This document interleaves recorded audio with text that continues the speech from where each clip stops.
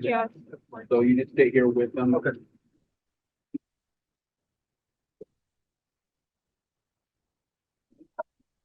Hi. They said I could talk with you and I didn't want you to be alone. Thank you. I love you so much.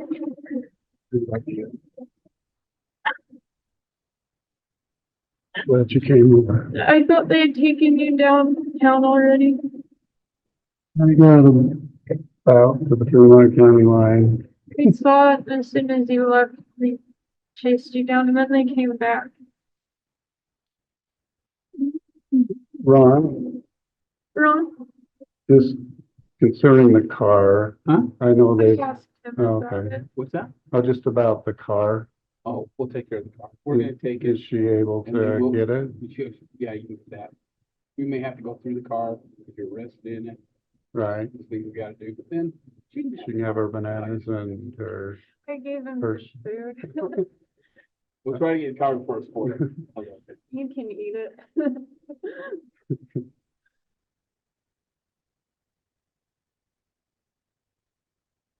so Eric, or Ron, so like my wallet, will that be able for her to pick up, or could I turn it over to her right now? Is that in the car, is that here? It's right here. That's it's up to you. I don't see, can I look through it? Just make Sure. They're going to get Mark. The police are- No, Oh, second guard. oh. Is there anything that you're gonna need in that? Well, she'll be running my finances, I suppose, so. That has a little money on it, you could, Okay, so these are credit cards, so you're good if she just takes them, yeah. correct?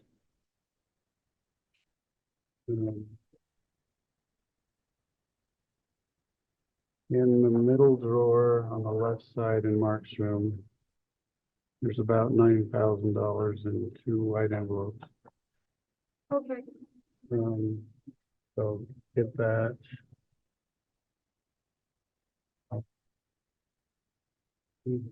Yeah, so we'll talk more about car payments and stuff, but you have that password.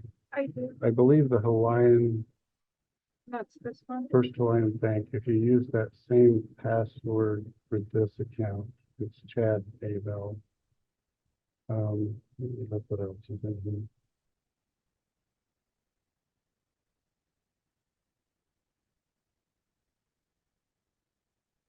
Producer there. This has nothing on it. It's like $6. That has to go away. So this, okay, in that same drawer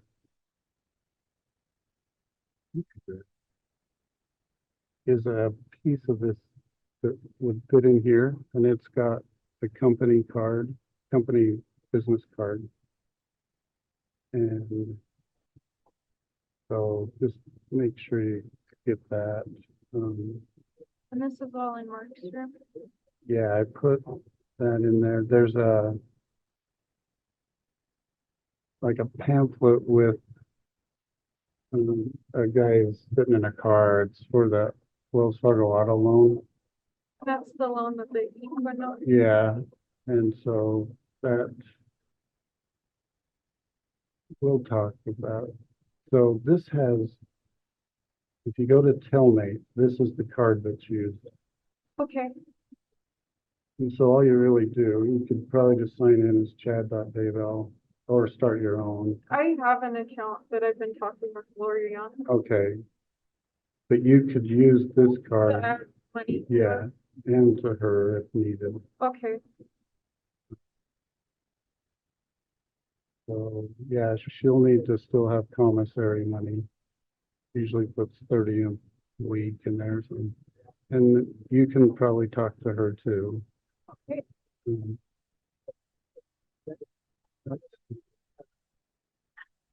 sorry. I love you so much.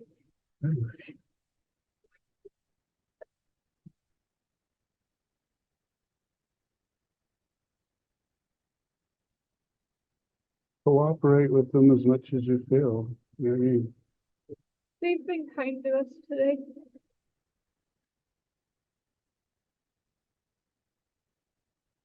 I texted, John Pryor, so he has my number. He said thank you. Okay.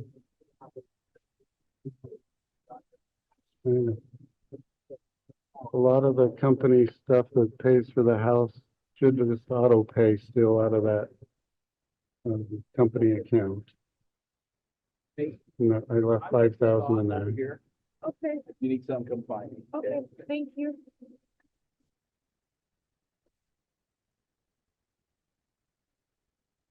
Any other questions you have? I think, well, it sounds like you're not gonna be out in a little Right. while. So I think my landlord texted me just to feel bad for me. I think I'm gonna come over here. That's what I needed you to say, because, yeah, you and Joe and whatever Mark wants to do, he should stay with either you I'll or me. take care of Mark. I'll take care of Lee. That's the car. I will, Dad. They'll take care of me. We'll take care of you the best we can. Sorry to interrupt. So keep paying the mortgage out of the company. Okay, No, you can probably set it up though. okay. I'm trying to, it's Wells Fargo. In that same pamphlet. Remember the password. I'll look, But- but I've had a lot of success with mom stuff, just saying, will you help me? My mom died. I'm pretty sure, will you help me? My dad's in jail. That's the same. It should be paid through July 1st. Okay, And I think the car is paid through July 15th. So you shouldn't have any bills to worry about.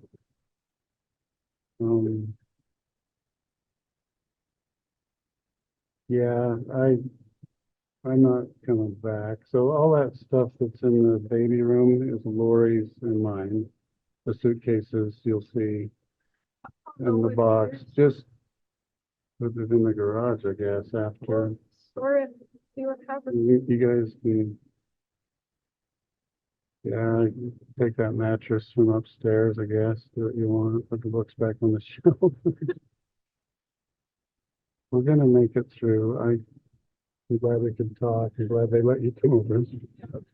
I started crying and Lieutenant Baldwin, do you want to talk to him? And like, can I? He said, he's just over there. Like, oh, that changes things. So you probably saw us out there. Yeah, that's watching. So,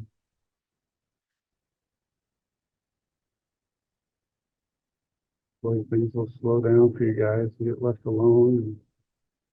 But yeah, if they'll let you move out of there, you just get over here. You know, get golf. Well, I still feel better. I would be moving soon. That's what the spirit was telling me, but I didn't know how it'll. I felt like I needed to learn more, Mm, and now I get it. So yeah, this is essentially your house, and we'll talk to John Pryor about the financial arrangement, but you should be fine for a while. I think long enough to get on our feet.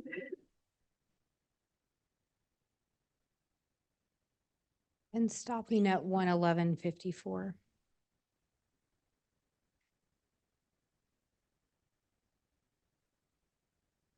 Do you recall this conversation with your dad? Yes, And when you first walked up, your dad didn't ask you if you knew why he was arrested, did he? no, Do you recall a conversation in there about moving a mattress from upstairs and putting the books on the shelves or something along those? yes. Where was the upstairs? It was in the top of the cozy cone. So there was a mattress in there? He had just barely put it there. Typically, no one lived up there. It's like the one time of year that the temperature actually cooperated. There just wasn't room at the house. There's a lot of people living there at the time. So there wasn't upstairs that had room for a mattress though? Yeah, And there was some talk in there about some cash that he wanted you to have. Do you recall that? Yes, And he talked to you about how to pay the mortgage yes, and talked to you about letting you take the car. yes. And prior to that, or around the same time, do you recall him making an $8,000 deposit into your account? Yes,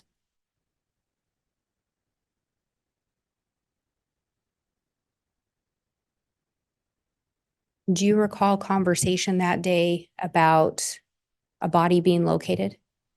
yes, And do you recall then a conversation about a second body being looked for? a conversation with my dad? Yes. Yes. Whose bodies were those? Tylee Ryan and JJ Vallow.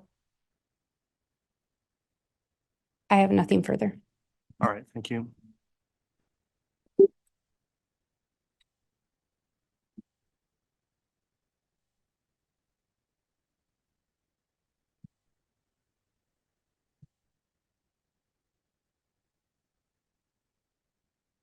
All right, Mr. Pryor, redirect. 151. Okay, we've got that. We'll have it presented. Counsel, do you want this? I can keep it if you'd like. No? No, sure. Thank you. And Judge, may I publish? Yes. Thank you. On the Elmo?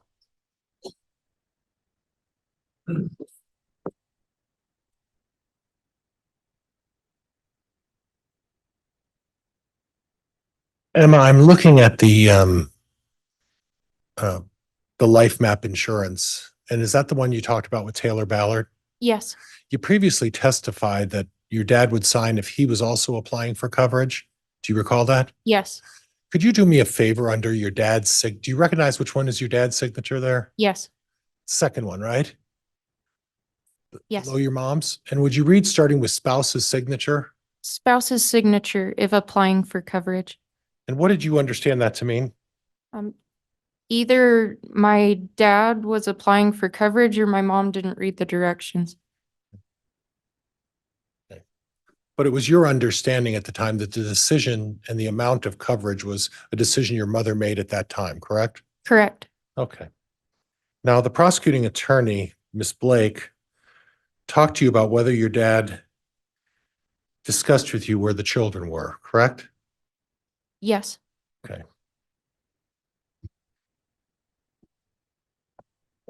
Was there ever a discussion with your dad that Lori Vallow was concealing the location of the children from everyone? yes, And as part of that, your dad never knew where the children were. Is that correct? yes. What he did know is that Ms. Vallow had indicated to him that the children were safe. Yes. Objection, Your Honor, calls for hearsay and speculation. Well, it's untimely, overruled. So is it your understanding that your dad never knew where the children were, but only that they were safe? Objection, Your Honor, calls for hearsay and speculation. Sustained.